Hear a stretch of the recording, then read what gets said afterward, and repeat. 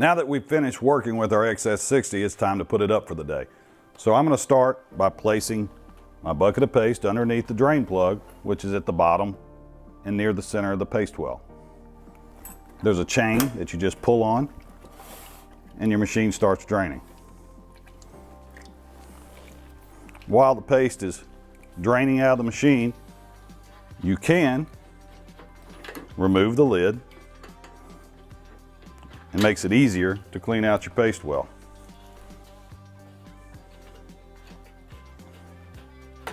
Two thumb screws and the lid and the drive roller pop right off.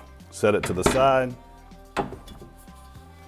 and you can also, with the addition of loosening two small thumb screws on the front lid,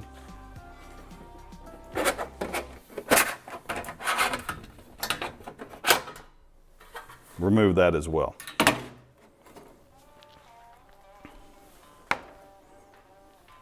Now it's just a matter of loosening the set screw on your scraper bar, popping your scraper bar out, applying upward pressure from underneath your paste roller, popping it straight out, and then raking the paste towards the center of the paste well and draining it out.